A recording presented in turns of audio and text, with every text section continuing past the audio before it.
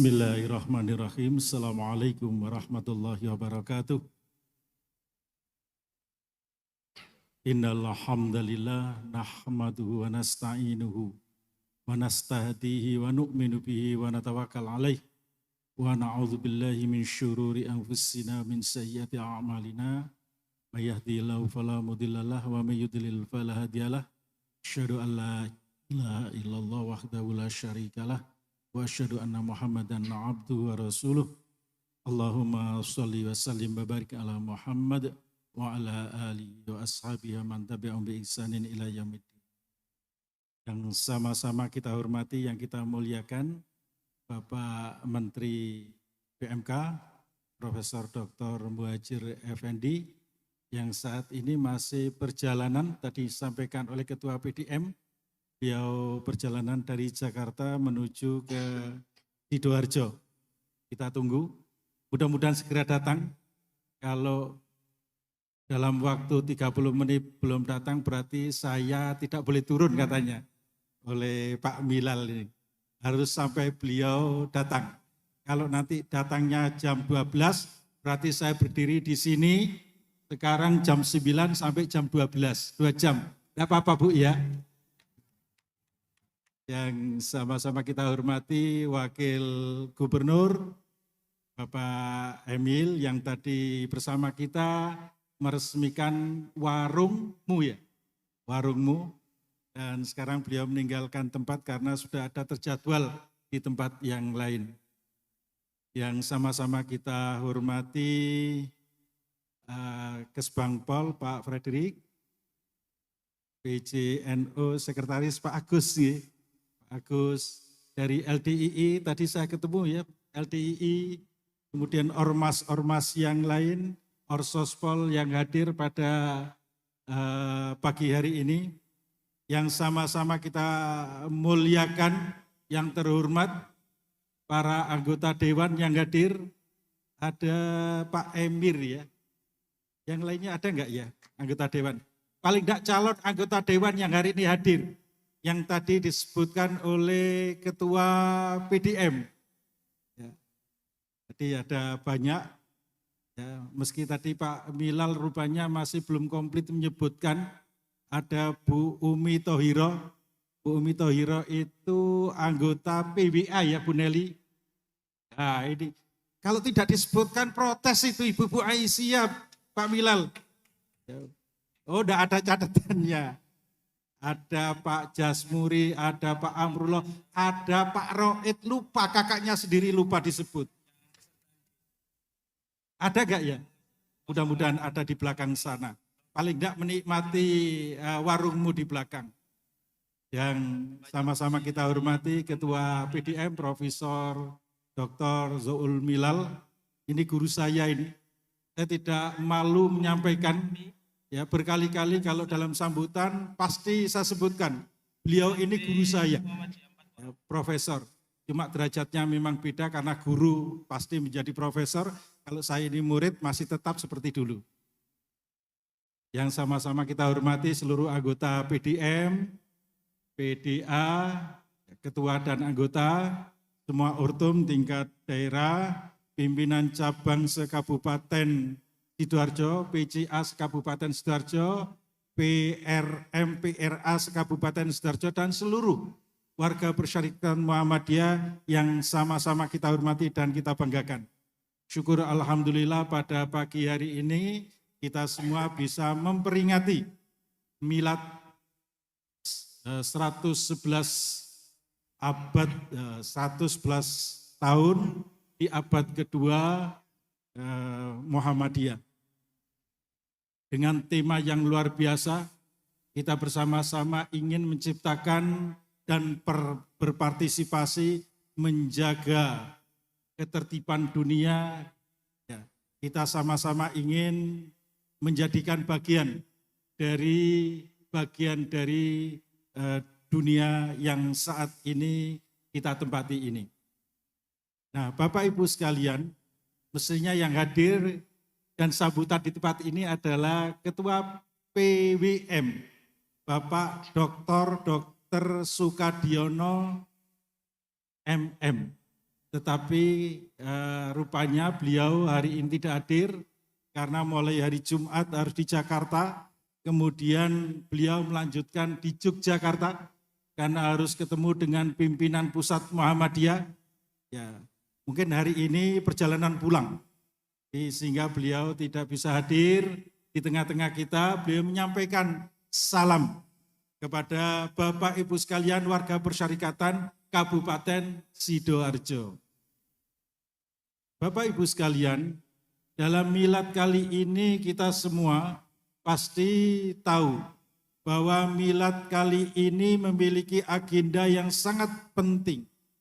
Bagi pimpinan pusat Muhammadiyah, agenda penting itu diwujudkan dalam bentuk partisipasi warga Persyarikatan Muhammadiyah, termasuk pimpinan amal usaha Muhammadiyah. Dalam bentuk apa?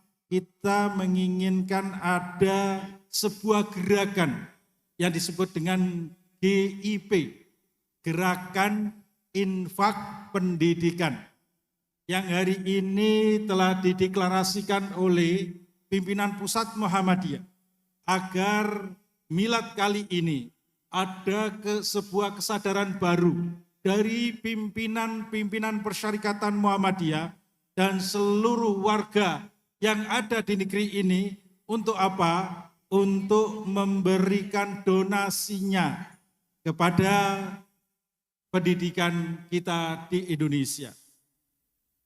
Pimpinan pusat Muhammadiyah 1 minggu sebelum pelaksanaan milad pada tanggal 18 November 2023 menyampaikan ke semua halayak di negeri ini. Kemudian agar masing-masing memberikan donasi. Dan alhamdulillah dalam 1 minggu itu bisa terkumpul 83 miliar rupiah. Ini luar biasa. Mudah-mudahan dana ini akan menjadi dana abadi yang akan dijadikan bagian dari kita semua untuk mendorong agar pendidikan di negeri ini bisa lebih maju dan berkelanjutan. Muhammadiyah memiliki sebuah concern yang sangat tinggi dalam rangka untuk mewujudkan negeri kita maju. Ciri sebuah negara yang maju itu adalah paling tidak ada 3 indikatornya. Pertama adalah pendidikannya maju. Yang kedua adalah tingkat derajat kesehatannya terjamin. Yang ketiga tentu ada pertumbuhan ekonomi. Muhammadiyah 1 tahun sebelum didirikan pada tahun 1912, tahun 1911 Kiai Haji Ahmad Dahlan sudah mendirikan sekolah Muhammadiyah. Memang beliau concern untuk apa? Untuk mendorong agar anak-anak bangsa yang saat itu inlander dijajah, yang tidak memiliki kesempatan untuk menikmati dan mendapatkan pendidikan, maka Kiai Haji Ahmad Dahlan saat itu mendirikan untuk warga bangsa yang terjajah. Sehingga siapapun boleh sekolah di sekolah Muhammadiyah. Itu di tahun 1911. Nah saat itulah kemudian Kiai Haji Ahmad Dahlan juga ikut belajar. Belajarnya kemana? Belajarnya ke berbagai macam kelompok masyarakat.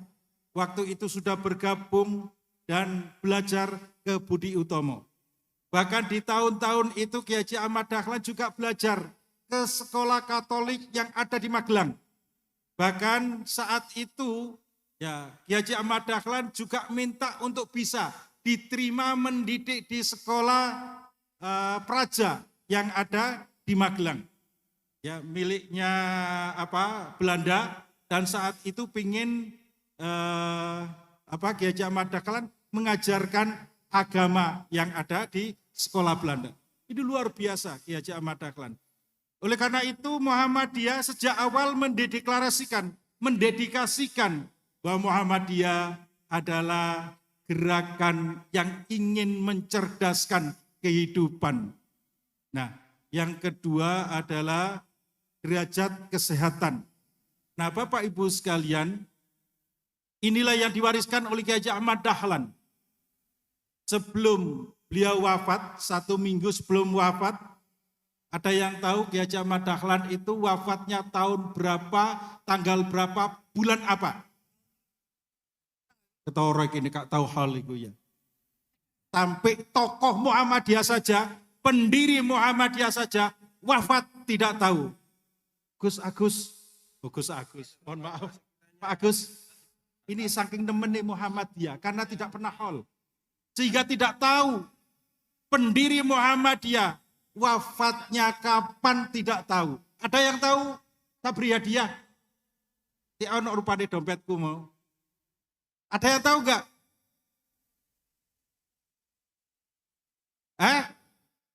Ibu-ibu ada yang tahu wafatnya Kiai Haji Ahmad Dahlan pada tanggal berapa, bulan apa?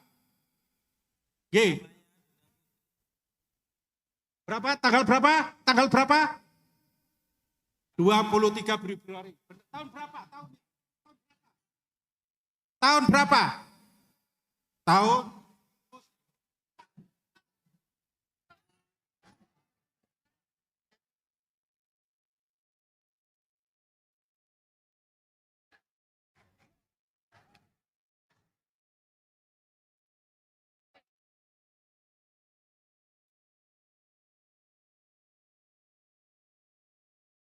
oh ya cok nemen-nemen po oh ya.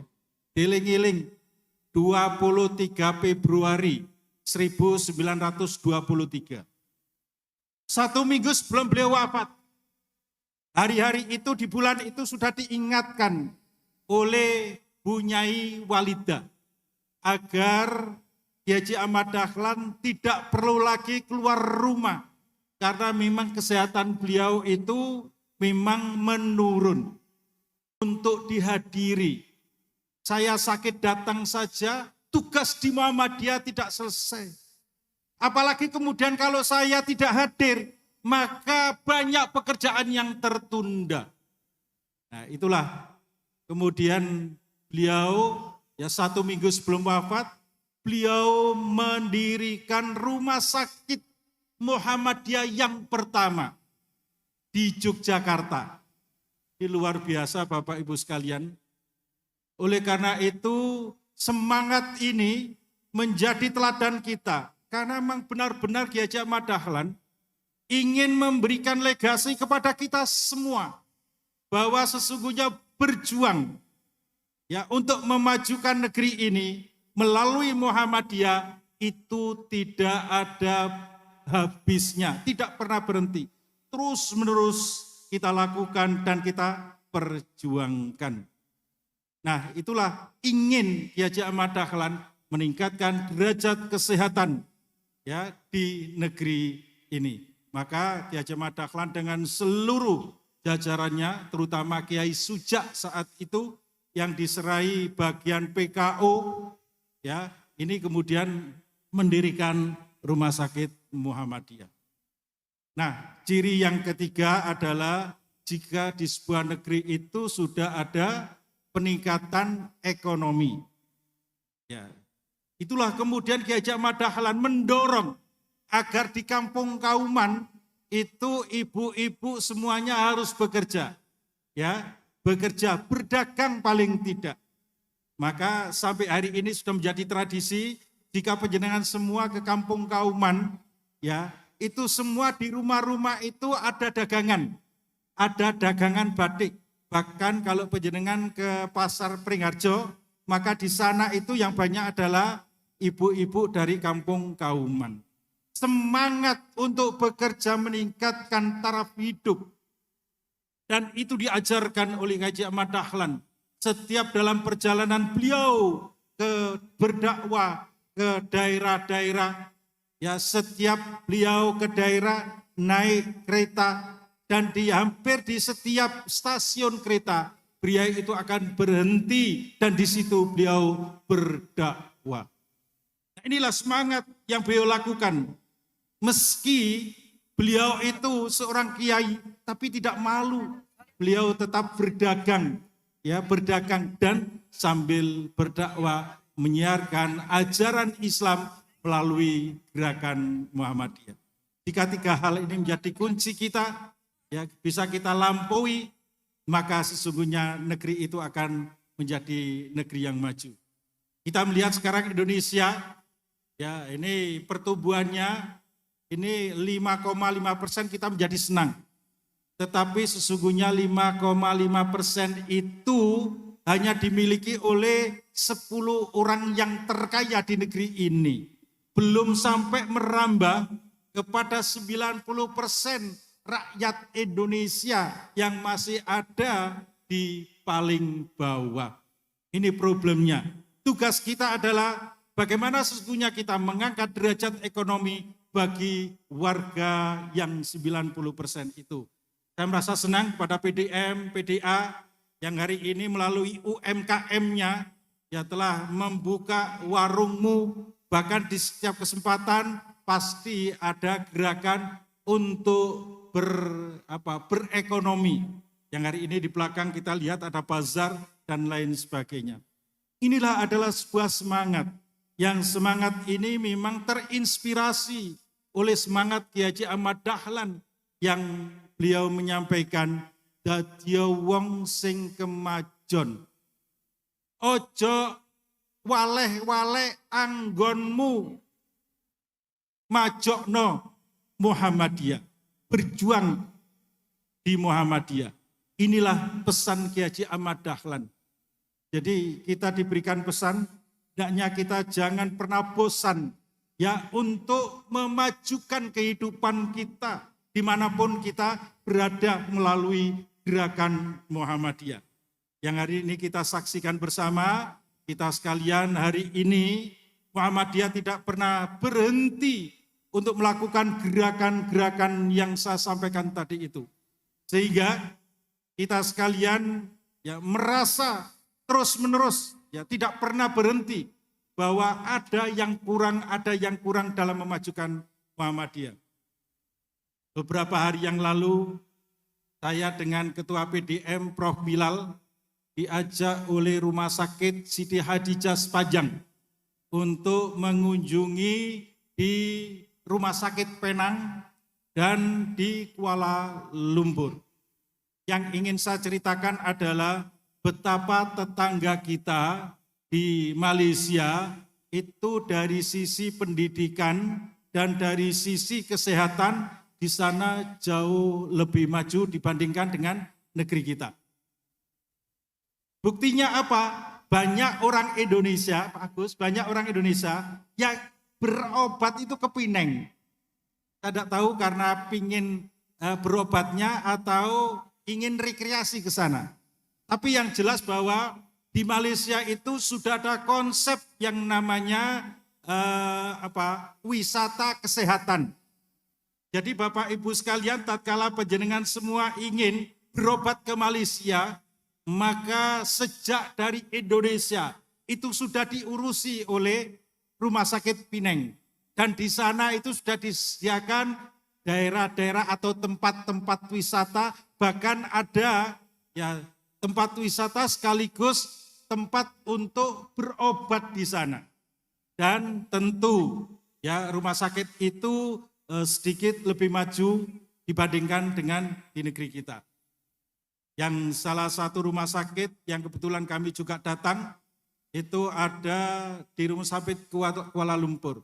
Ada yang namanya satu alat yang 6 tahun yang lalu itu dibeli oleh rumah sakit itu dengan nilai 80 miliar. 80 miliar. Saya bilang kepada pengelola rumah sakit itu, jika saja 85 miliar satu alat ini dimiliki oleh Muhammadiyah Jawa Timur, maka sesungguhnya nilai 80 miliar itu sudah bisa menjadi satu rumah sakit. Nah di sana hanya satu alat. Dokter Catur, perlu ini diperhatikan. Satu alat namanya, apa Prof Bilal nih? Aero apa begitulah. Karena saya bukan orang kesehatan sehingga banyak lupanya gitu. Tapi itu satu alat. Yang satu alat itu bisa mendeteksi kanker dan sekaligus mengobati jahit dari pengobatan kanker itu. Ini luar biasa. Menurut saya inilah salah satu kelebihan dan kemajuannya. Bahkan menawarkan kepada kita, jika saja ada rumah sakit Muhammadiyah atau warga Muhammadiyah dari Jawa Timur yang ingin berobat, maka akan mendapatkan special price, harga khusus katanya. Itu. Nah, ini menunjukkan bahwa negara tetangga kita lebih maju daripada negeri kita sendiri. Nah, kita ingin berusaha. Ya, datang ke Malaysia itu ingin berusaha bagaimana kita menciptakan, mewujudkan sebuah rumah sakit yang nanti dimiliki oleh Persyarikatan Muhammadiyah yang bisa melayani berbagai macam penyakit termasuk penyakit kanker yang saya ceritakan tadi itu. Dan itu kemudian tidak perlu lagi berobat ke Penang atau ke Kuala Lumpur, tapi cukup di rumah sakit Muhammadiyah, rumah sakit Fatimah atau rumah sakit Siti Khadijah. Siap nggih Dokter Catur? Nah, siap nggih Dokter Hamdan? Ini beliau dokter direktur rumah sakit Fatimah dan Siti Khadijah. Inilah saya kira Bapak Ibu sekalian, kita ingin melihat dan tentu kita ingin belajar bagaimana sesungguhnya kita ingin menghadirkan ya derajat kesehatan yang diajarkan oleh Kiai Haji Ahmad Dahlan itu dengan melengkapi sebuah rumah sakit yang memiliki alat-alat yang dibutuhkan untuk percepatan pengobatan baik penyakit biasa maupun penyakit yang khusus kanker yang saat ini banyak ya diderita oleh warga kita. Nah, Bapak Ibu sekalian yang saya muliakan, di Malaysia itu juga kami mampir ke PCIM, Pimpinan Cabang Istimewa Kuala Lumpur. Yang ada di sana ada 5 PRIM, Pimpinan Ranting Istimewa yang ada di Kuala Lumpur. Beliau menyampaikan bahwa di PRIM itu selalu berusaha ingin melayani warga-warga Indonesia yang non-dokumen. Ternyata banyak warga Indonesia yang non-dokumen, jadi orang tuanya pergi ke Malaysia. Nah, anaknya, mereka di sana itu dalam perjanjian di Senaker tidak boleh punya anak di Malaysia. Tetapi namanya manusia, kalau suami istri datang ke Malaysia, jauh dari rumah apalagi berduaan, itu pasti nanti ya punya anak. Dan tatkala punya anak di Malaysia, maka pemerintah Malaysia itu tidak mengizinkan dan tidak diakui sebagai orang-orang ekspatriat. Tetapi kemudian banyak anak-anak yang terlantar karena tidak mendapatkan pendidikan, ya karena tidak non dokumen tadi itu, ya karena non dokumen. Sehingga apa? Dididik di pimpinan Ranting Istimewa Kampung Baru. Di sana ada sebuah tempat dan kemudian anak-anak itu diajari untuk tulis menulis. Yang boleh oleh KBRI itu hanya sampai pada tingkat SMP. Selebihnya maka tidak diperkenankan oleh pemerintah Malaysia untuk sekolah. Dan anak itu kalau ingin berdokumen maka harus balik ke Indonesia. Dan ini rupanya sudah disambut oleh beberapa sekolah kita, ya di Surabaya ada, di Semamda ini kalau tidak salah ada 2 ya, ada 2 siswa SMA Semamda Sidoarjo yang menampung anak-anak non dokumen. Ya benar ya Pak Zainul? Dari Semamda ada enggak? Betul ya? Betul. Jadi dari Semamda itu juga menerima anak-anak non-dokumen ini dan itu diajarkan di tempat ini. Pada awal pendidikan kita tahun 2023 ini di Jawa Timur ada 14 anak yang non-dokumen yang dikirim dari Malaysia. yang dititipkan ke sekolah-sekolah Muhammadiyah. Ada di Surabaya, ada di Sidoarjo, ada di Malang, Gondang Legi, kemudian ada di Ngawi, ya di Mojokerto, dititipkan di sekolah-sekolah Muhammadiyah. Waktu kita kumpulkan di kantor wilayah, tatkala itu kemudian kita minta berapa nilai yang dipergunakan dalam 1 tahun untuk membiayai mereka. Dari 14 anak ini seluruhnya tidak kurang dari 400 juta. Dan semua itu ditanggung oleh masing-masing sekolah. Tidak meminta kepada PDM dan tidak meminta kepada PBM. Masing-masing sekolah menanggung anak-anak dari Malaysia itu. Benar ya Pak Jainul, kepala sekolah? Semua ditanggung oleh Semamda ya.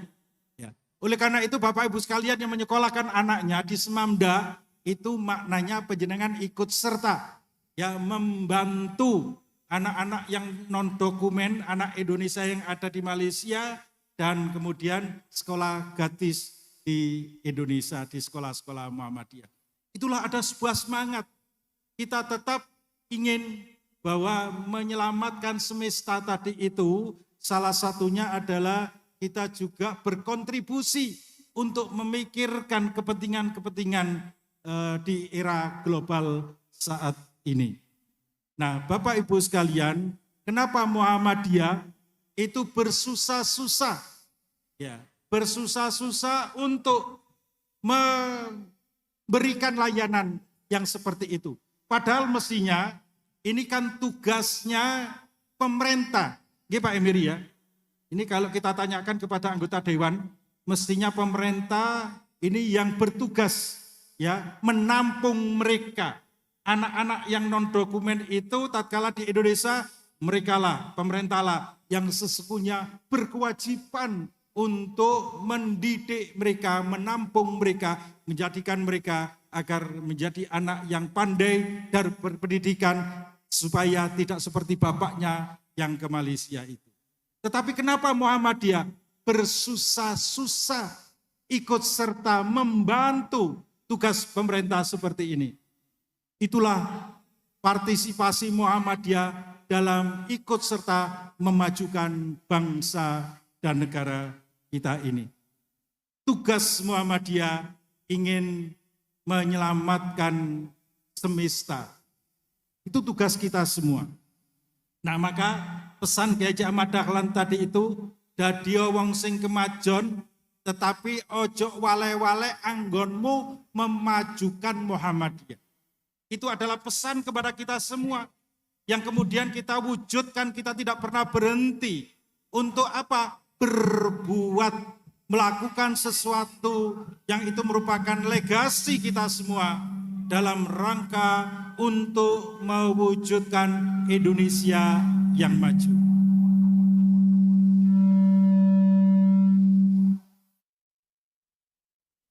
Untuk mewujudkan Indonesia yang maju itu.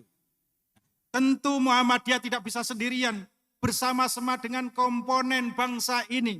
Ada Nahdlatul Ulama yang beberapa minggu yang lalu tatkala ketemu dengan Ibu Gubernur, ini kita sampaikan. Kemudian Ibu Gubernur juga menyampaikan benar bahwa anak-anak yang terlantar itu banyak sekali di Malaysia. Dan kami juga menyediakan di pondok-pondok Nahdlatul Ulama, itu juga mereka ditampung di pondok-pondok Nahdlatul Ulama. Nggih Pak Agus nggih. Leres sama Muhammadiyah dengan Nahdlatul Ulama bersama-sama ikut serta menampung mereka untuk memajukan mereka agar mereka terdidik dengan baik dan kelak mereka akan menjadi anak yang lebih baik daripada orang tuanya. Inilah saya kira semangat kita dan semangat ini terus-menerus kita lakukan itu. Sekali lagi, kenapa Muhammadiyah memilih jalan terjal seperti itu? Karena kita ingin meniru apa yang telah dilakukan oleh para nabi. Para nabi mengajarkan kepada kita sekalian, jika kita sekalian ingin menjadi orang yang mulia, kita ingin memimpin negeri ini, maka kita lakukan dengan sebaik-baiknya.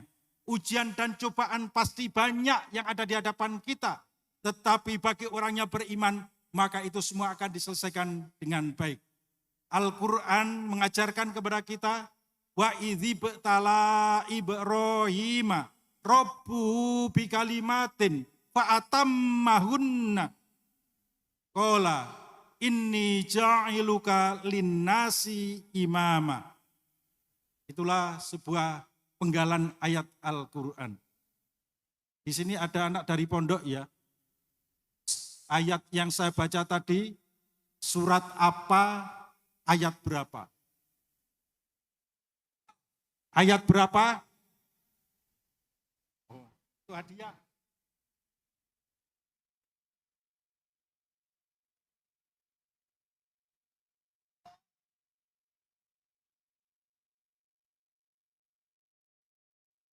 Rupanya wis dititeni pisan.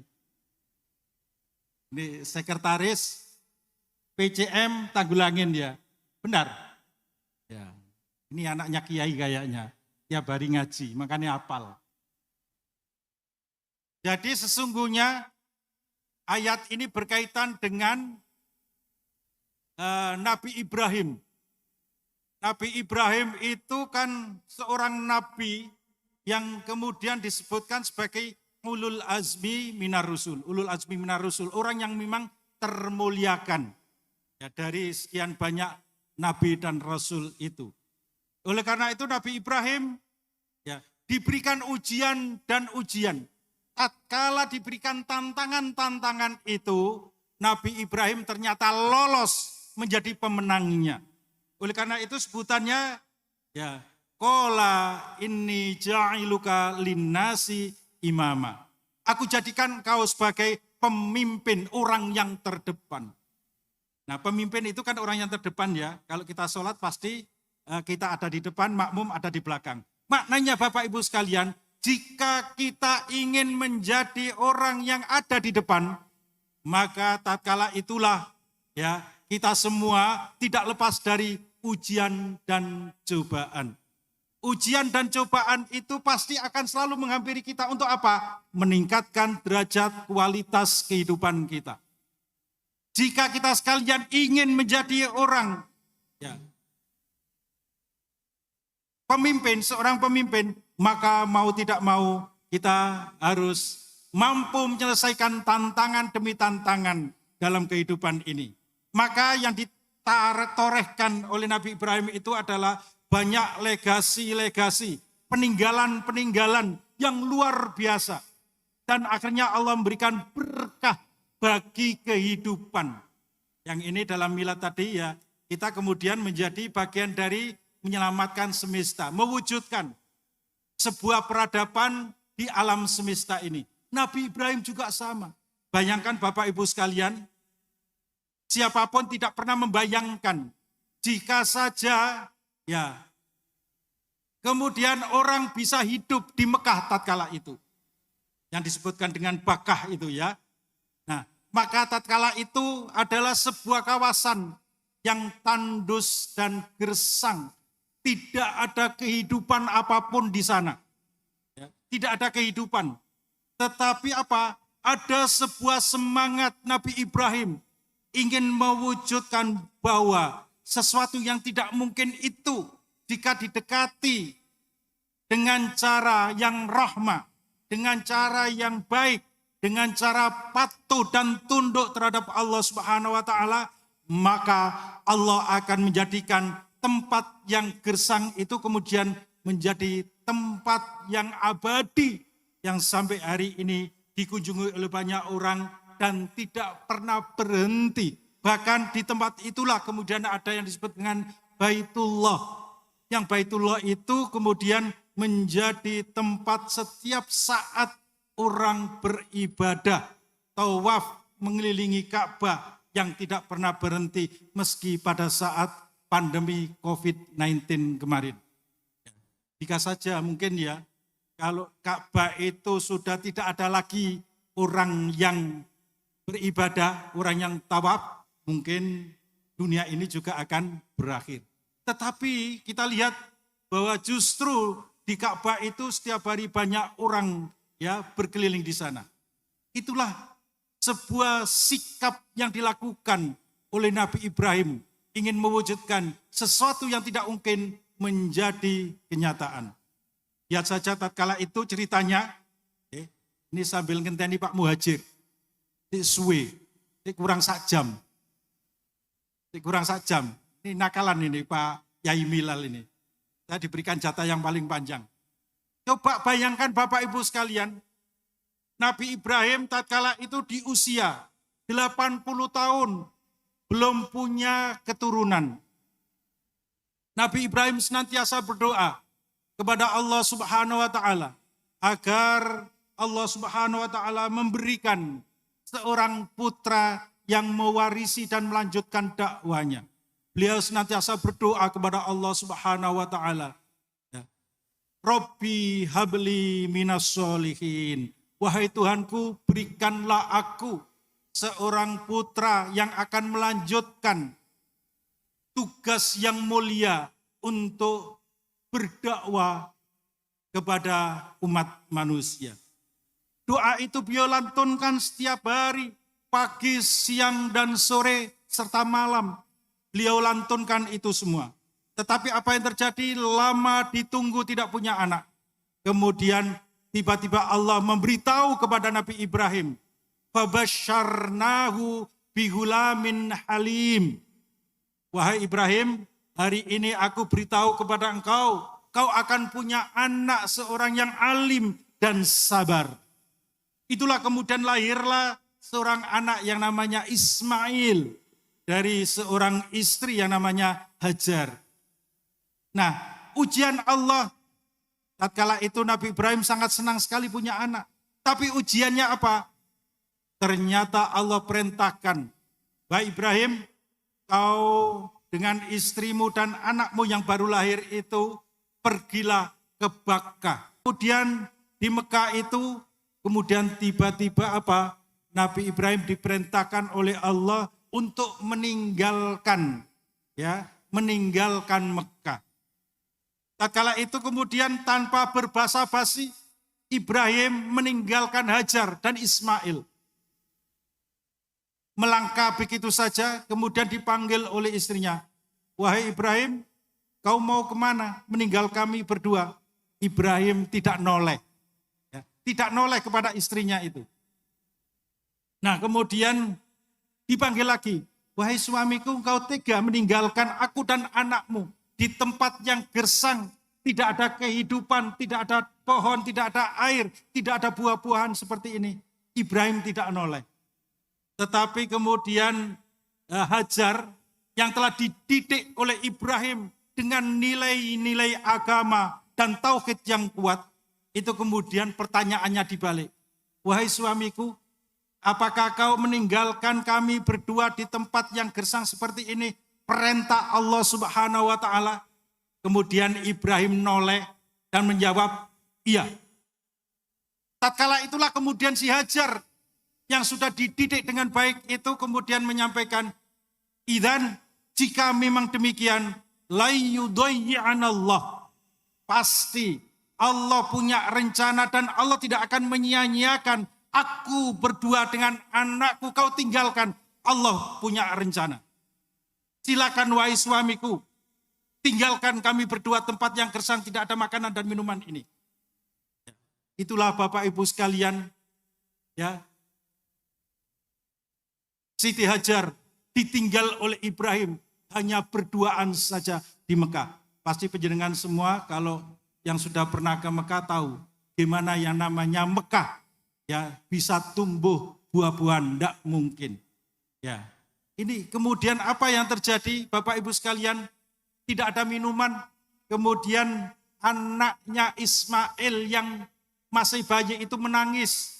Biasanya kalau seorang anak bayi menangis itu apa Bapak Ibu sekalian? Nopo? Ngelak, pingin minum. Disusoni wis gak metu banyu susune. Artinya sudah tidak ada lagi minuman di susunya itu. Ya, si anak ini terus menangis. Akhirnya apa? Si Hajar itu lari ke sofa. Karena dianggap di sebelah sofa itu ada kebul-kebul. Diparani, ternyata Fata Morgana. Tatkala di sofa itu melihat di marwah Itu kebul-kebul seperti ada air yang muncrat. Diparani di sana ternyata hanya fata morgana. Berkali-kali kemudian dari sofa Marwa, sofa Marwa, Marwa sofa.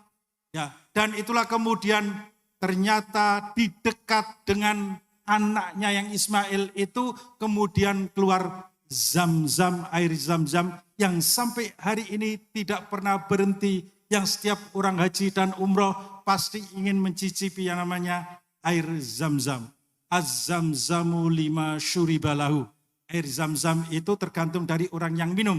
Jika ingin sembuh dari penyakitnya dengan penuh keikhlasan, maka dengan air Zam-Zam itu Allah menyembuhkan. Air Zam-Zam sampai hari ini kemudian keluar dan itu bisa dinikmati oleh siapapun yang datang ke sana. Nah, Ibrahim tatkala itu meninggalkan dua anaknya sambil berjalan meneteskan air mata, sambil berdoa kepada Allah Subhanahu wa taala, meninggalkan kedua anaknya biwatin ghairi dzi zar'in inda baitikal muharram, di tempat yang gesang di rumah Allah. Maka wahai Allah, berikanlah makanan, minuman, buah-buahan dan jadikanlah tempat itu tempat orang sholat. Dan itulah kemudian dikabulkan oleh Allah Subhanahu wa taala yang tadi saya cerita dengan Zam-Zam, dengan air itu kemudian banyak orang datang dan pemiliknya adalah Ismail, anaknya Nabi Ibrahim itu. Setiap kafilah datang karena tatkala ada air berarti di situ ada kehidupan, maka izinnya kepada Nabi Ismail dan Hajar. Karena itu sebagai pemilik air Zam-Zam. Nah itulah betapa beratnya ujian. Tapi ujian itu dihadapi. Nah oleh karena itu saya kira sama dengan kita semua. Yang sampai hari ini tidak pernah bosan tadi yang disampaikan oleh Kiai Haji Ahmad Dahlan. Dadia wong sing kemajon. Wong sing kemajon itu artinya jadilah orang yang senantiasa meninggalkan legasi. Catatan-catatan baik dalam kehidupan.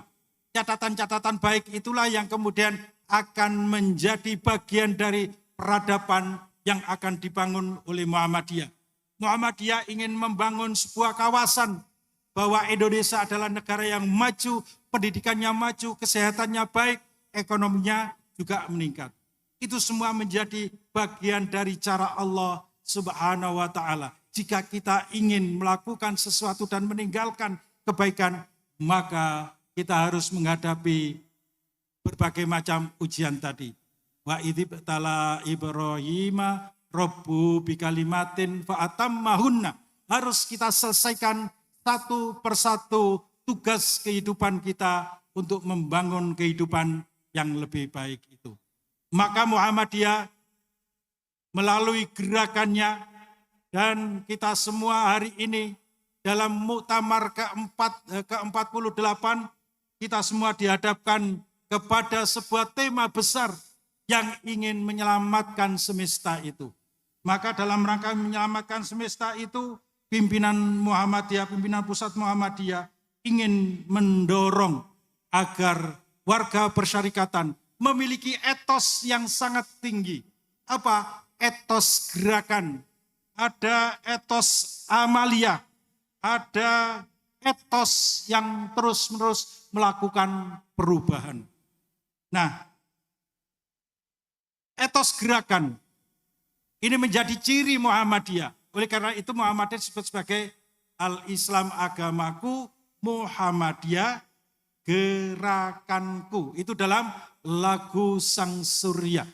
Ini mendidik kita semua bahwa Al-Islam sebagai bagian dari kunci utama untuk mendidik kita. Menjadi bagian dari kita sadar untuk beragama. Tetapi Muhammadiyah sebagai sebuah gerakan. Al-Islam agamaku, Muhammadiyah gerakanku. Maka Muhammadiyah ini bukan agama.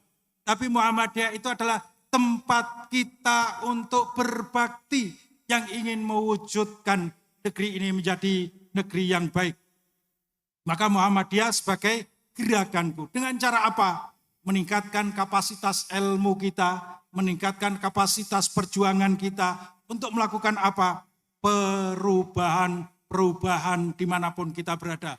Karena tadi pesannya Ki Haji Ahmad Dahlan, dadi wong sing kemajon, ojo wale-wale anggonmu memajukan Muhammadiyah. Maka tatkala bicara kemajuan, itu adalah kita senantiasa terus-menerus melakukan sebuah perubahan-perubahan.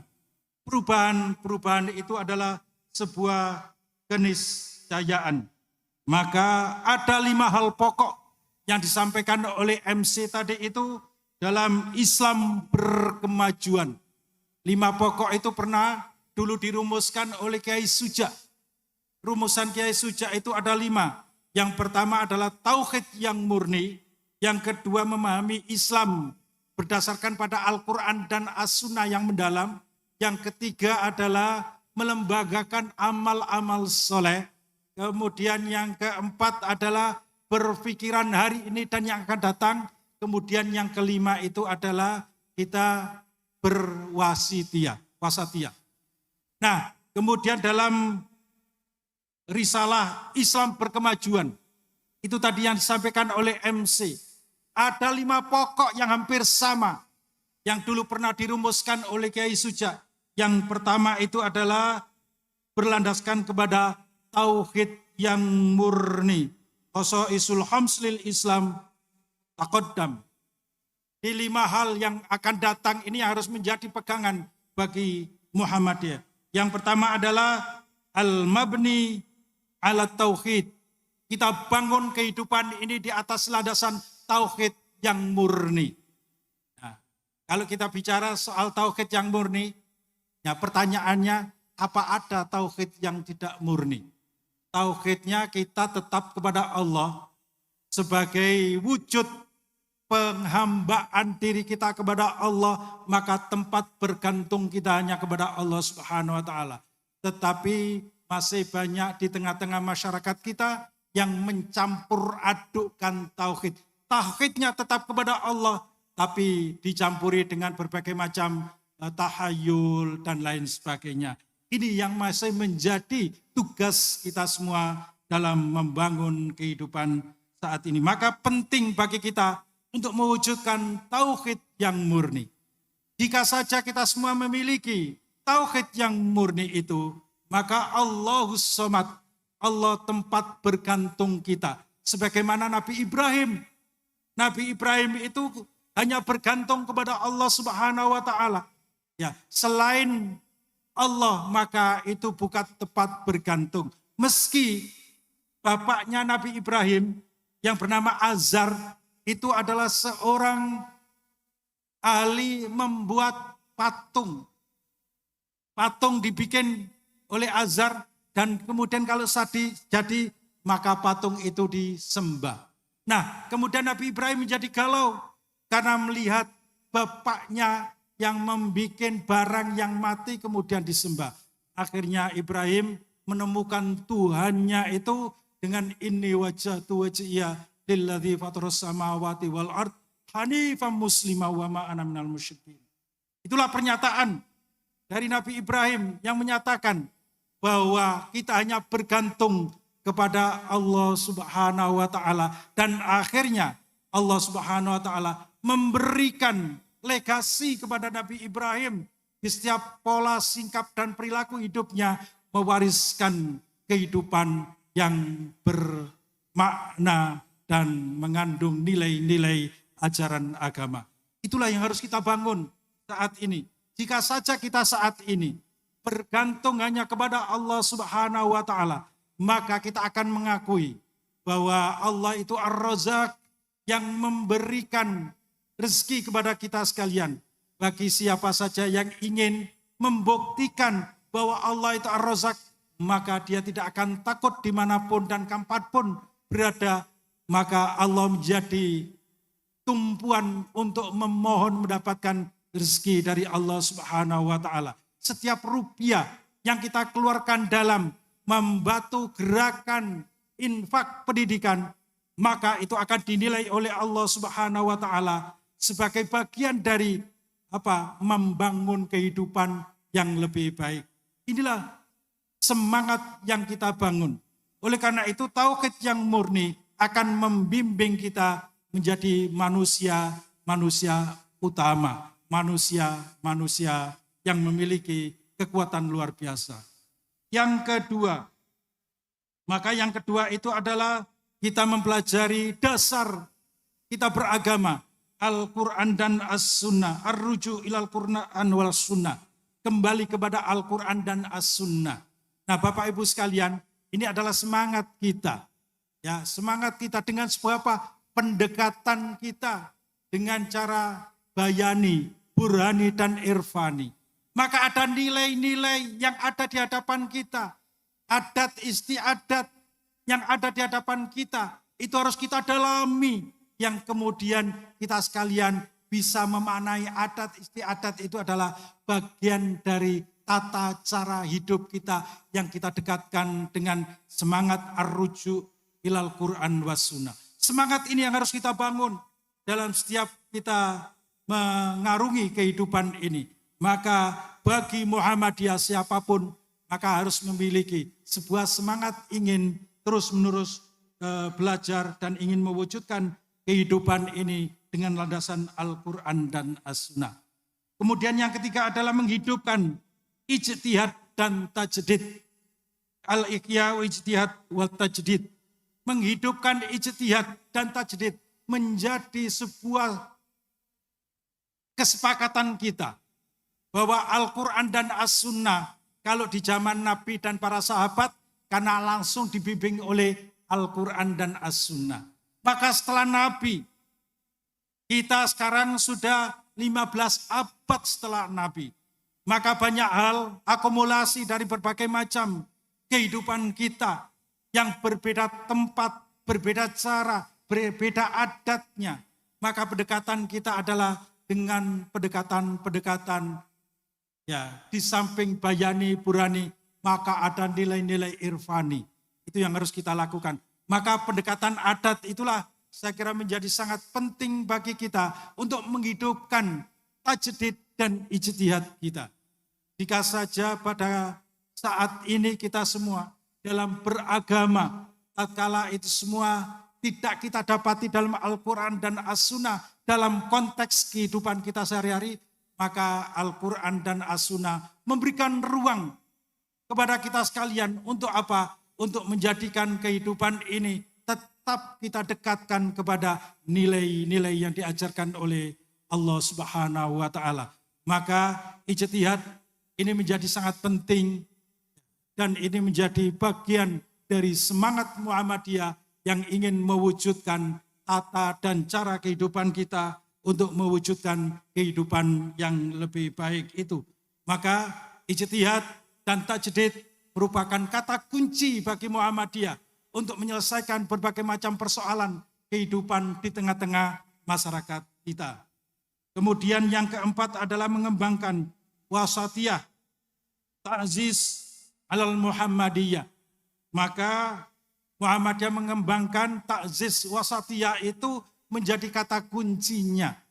Bahwa kita semua dididik oleh Allah Subhanahu wa Ta'ala, bahwa kita sekalian memang memiliki ajaran dan tuntunan. Allah Subhanahu wa Ta'ala telah mendidik kita semua. Likullin ja'alna minkum syir'atan wa minhaja. Sesungguhnya Allah Subhanahu wa Ta'ala menurunkan di setiap golongan, setiap kelompok masyarakat itu sudah ada syir'ah, syariatnya dan manhajnya. Nah, manhaj bagi Muhammadiyah adalah kita semua memiliki sebuah kemampuan bagaimana kita sekalian menempatkan Al-Quran dan As-Sunnah sebagai inspirasi kita untuk mewujudkan dan mendekatkan dari berbagai macam problem kehidupan kita semua. Maka kita semua diberikan, jika saja Allah Subhanahu wa Ta'ala hanya ada umat Islam itu satu golongan saja, itu pasti bisa. Tetapi itulah ternyata berbagai macam kelompok itu memang itulah dikehendaki oleh Allah Subhanahu wa Ta'ala. Walakinnallaha liyabluwakum bima atakum. Itu memang kehendak Allah dengan berbagai macam perbedaan-perbedaan itu supaya apa? Liyabluwakum, kita diuji oleh Allah Subhanahu wa Ta'ala. Walau sya'allahu la ja'alakum ummatan wahidah. Jika Allah menghendaki hanya satu umat saja bisa. Tapi ternyata yang dikehendaki oleh Allah dengan berbagai macam perbedaan golongan. Di tengah-tengah masyarakat itu ada kita semua diuji oleh Allah. Apa ujiannya? Supaya kita berlomba-lomba untuk menuju dan memberikan nilai-nilai kebaikan itu. Fastabiqul khairat. Fastabiqul khairat menjadi kata kunci bagi orang-orang yang memiliki yang tadi ya dadiya wong kemajon tapi ojo lali anggonmu ya, memajukan Muhammadiyah. Inilah menjadi semangat kita. Ya, artinya umat yang terbaik khairukum ya kuntum khaira ummatin ukhrijat linnas. Kalian semua adalah umat yang terbaik, umat yang akan memberikan legasi dalam kehidupan ini. Umat yang terbaik itu adalah umat yang memiliki kemampuan ya kebaikan ya kekuatan yang lebih baik daripada yang lain. Ya, fastabik sabako itu artinya di depan. Kalau fastabik itu jauh lebih di depan. Itu maknanya jika kita ingin menjadi bagian dari ciri Muhammadiyah, memajukan Muhammadiyah, maka jadilah sebuah kawasan masyarakat, kelompok yang berkemajuan, yang memiliki kekuatan kemampuan yang jauh dibandingkan dengan yang lain. Maka tatkala orang-orang Muhammadiyah itu ditandingkan dengan yang lain, maka pasti Muhammadiyah akan menjadi pemenangnya. Inilah saya kira Bapak Ibu sekalian, maka tidak salah kemudian Muhammadiyah membuat berbagai macam amal-amal usaha. Di Jawa Timur ini Bapak Ibu sekalian, Ibu-ibu Aisyah itu memiliki hampir 2.000 playgroup PAUD dan TK. Ibu Nelly nggih, 2.000. Ibu-ibu sekalian patut bangga. Ada 2.000 ya sekolah TK PAUD yang dibikin oleh ibu-ibu Aisyah. Itu baru di Jawa Timur. Muhammadiyah Jawa Timur di bawah naungannya itu memiliki 1.032 sekolah SDMI, SMP Sanawiyah, SMA, MA, dan SMK. Itu ada 1.032. Luar biasa Muhammadiyah ingin menghadirkan kebaikan-kebaikan itu. Di Jawa Timur ini ada 36 rumah sakit ya, di bawah naungan Muhammadiyah. Bahkan Bapak Ibu sekalian, ya, kita sekarang ini punya sekolah. Yang sekolah itu berada di Melbourne, Australia. Di sana sudah ada sekolah primary milik Muhammadiyah. Sekolah dasar yang dimiliki oleh Muhammadiyah. Dan kalau Bapak Ibu sekalian pingin menyekolahkan di sana, ya kalau masih punya putra-putri, monggo dibawa ke Melbourne, Australia, di sana gratis. Ya, gratis. Monggo silakan datang ke sana. Sekolahkan anak panjenengan sekolah SD di Australia milik Muhammadiyah. Gratis. Kenapa bisa gratis? Karena guru-gurunya sudah ditanggung oleh pemerintah Australia. Ada yang ingin? Sekolahnya gratis. Tapi living cost-nya besar. Bayar dewe-dewe. Di sekolahnya gratis di sana. Karena memang gurunya ditanggung oleh pemerintah Australia. Ya, di sana sudah ada, bahkan Muhammadiyah di Wernharen itu punya tanah 10 hektar. Yang sebelumnya rencananya tempat itu dipakai untuk dulu sekolah. Tetapi oleh pemerintah Australia tidak diperbolehkan karena tempat itu adalah sebagai tempat peternakan. Maka di Australia itu sudah ada kawasan. Ya, sudah ada kawasan. Kalau kawasan itu dipergunakan untuk industri, maka tempat itu sebagai tempat industri. Kalau kawasan itu untuk pertanian, maka untuk pertanian. Kalau kawasan itu untuk perkebunan, maka untuk perkebunan. Maka tatkala itu Muhammadiyah sudah beli duluan, mau dibikin sekolah, tetapi oleh pemerintah Australia tidak diperbolehkan karena tempat di Werner itu adalah tempat untuk tidak tempat untuk pendidikan. Tetapi alhamdulillah ada orang yang berinisiatif kemudian menjual dengan nilai murah di Melbourne dan alhamdulillah ada dibeli oleh Muhammadiyah dan sekarang dipakai untuk sekolah dasar. Nah, di Mesir itu ada TK. Ya, di Mesir. Di Mesir itu ada sebuah gedung yang satu flat itu dibeli oleh Muhammadiyah dan di sana dipakai untuk TK Muhammadiyah di Al-Azhar. Oke, bagi adik-adik kita yang kuliah di Mesir, yang aktif di PCIM Mesir, pasti tahu tempat itu dan alhamdulillah Muhammadiyah sudah berkembang di sana. Demikian juga di Malaysia. Malaysia sekarang sudah berdiri yang namanya UMAM, Universitas Muhammadiyah Malaysia. Di sana sudah berdiri untuk mendirikan di UMAM itu atau di Malaysia, di UMAM di Malaysia itu tidak mudah Bapak Ibu sekalian. Karena tidak boleh 100% dimiliki oleh Muhammadiyah sahamnya. Tetapi harus melibatkan orang lokal. Maka Muhammadiyah, alhamdulillah ada orang baik dari Malaysia yang kemudian bisa menjaminkan sahamnya untuk berdirinya UMAM.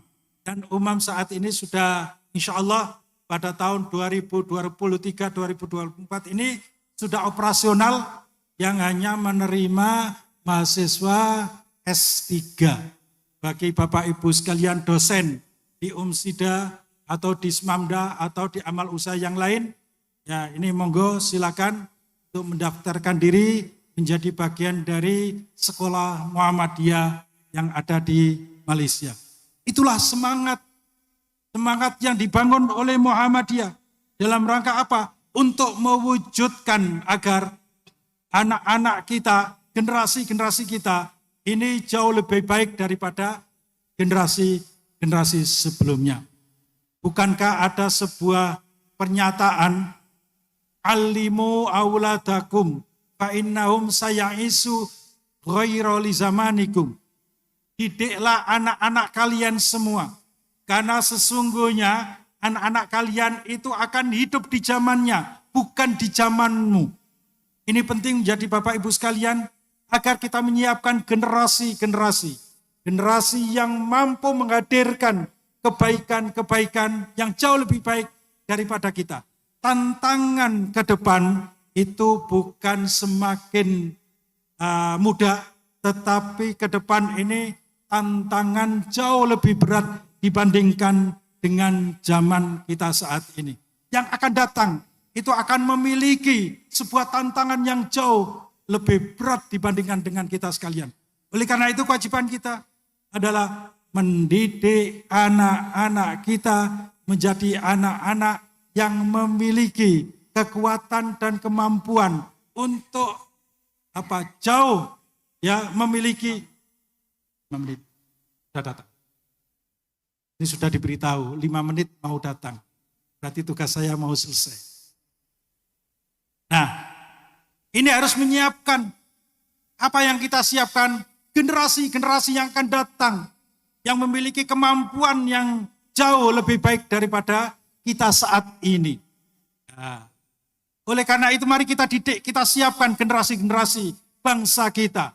Tahun 2045 adalah bonus demografi.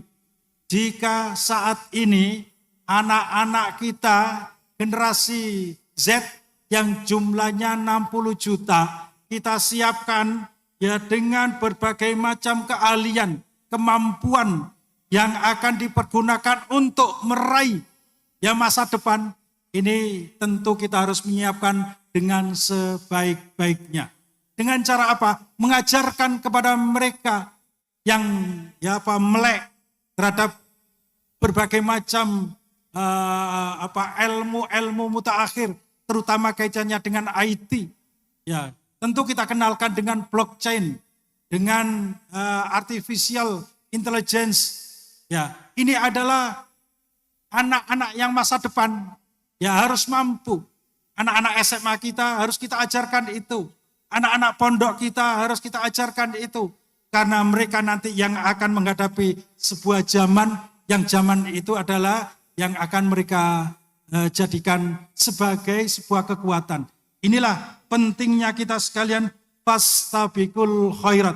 Hendaknya berlomba-lomba menghadirkan yang terbaik. Maka menghadirkan yang terbaik inilah sebagai kekuatan kita bagi Muhammadiyah untuk mendirikan sekolah perguruan tinggi itu. Sehingga anak-anak kita bisa terdidik dengan baik. Maka Bapak Ibu sekalian, menjadi penting bagi kita sekalian agar kita menjadi bagian dari semangat Muhammadiyah untuk mewujudkan Islam yang berkemajuan itu. Kemudian yang kelima adalah mewujudkan rahmat bagi seluruh alam. Al-tahqiq rahmah lil alamin. Inilah yang harus kita hadirkan sebagai rahmatan lil alamin.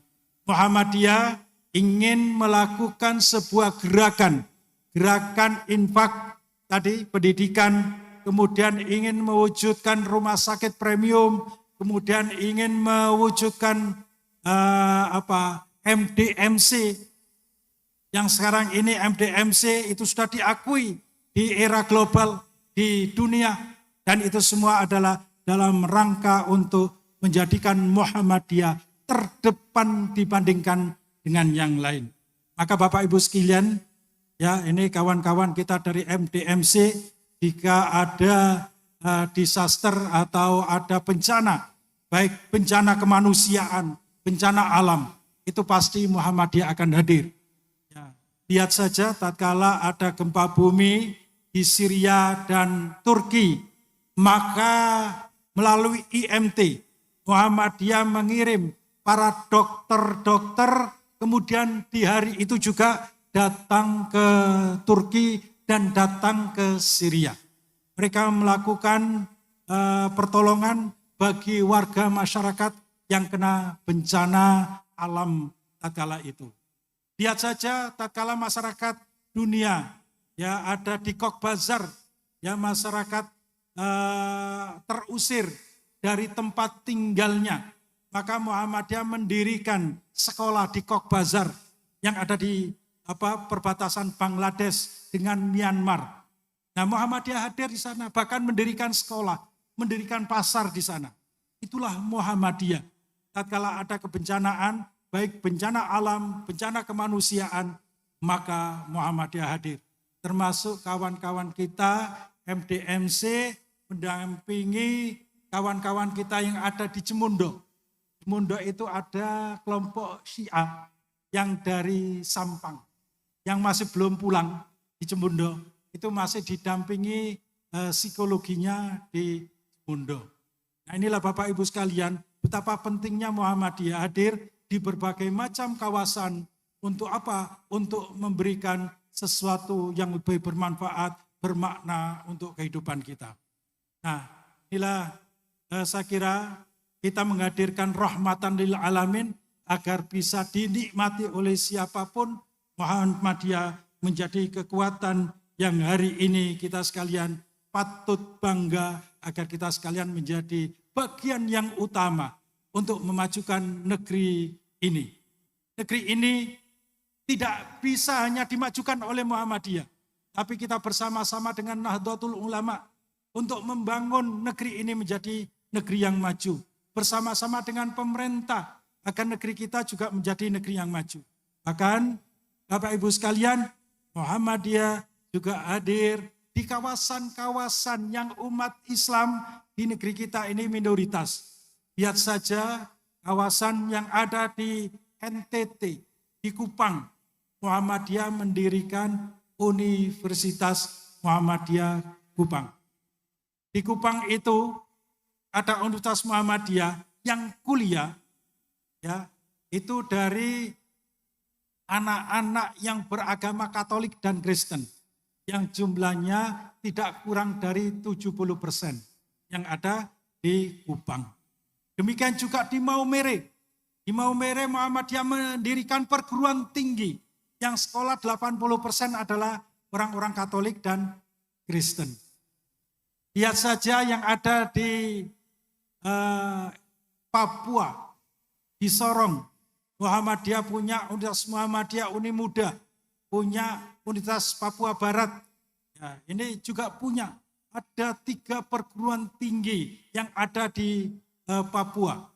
Dan itu yang sekolah di sana rata-rata anak-anak Kristen dan hampir 70% yang kuliah adalah non-Islam. Ya, apa pentingnya Muhammadiyah? Ya, apa pentingnya Muhammadiyah untuk mendirikan sekolah-sekolah di tempat yang minoritas itu? Ya, pentingnya adalah tadi bersama-sama dengan kelompok masyarakat yang lain kita ingin memajukan negeri kita ini. Sambil menunggu Pak Menteri, Mas. Gimana? Tidak apa-apa, biar Pak Menteri datang ke sini. Ada penampilan. Oh, ternyata disuruh turun dulu. Baiklah. Yang terakhir, yang kelima adalah Muhammadiyah ingin menghadirkan Islam yang rahmatan lil alamin.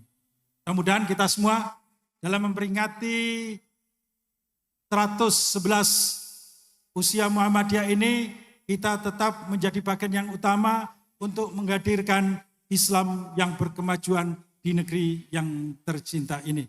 Kurang lebihnya mohon maaf. Nasrun minallahi wa fathun qarib wa basyiril mu'minin. Assalamualaikum warahmatullahi wabarakatuh.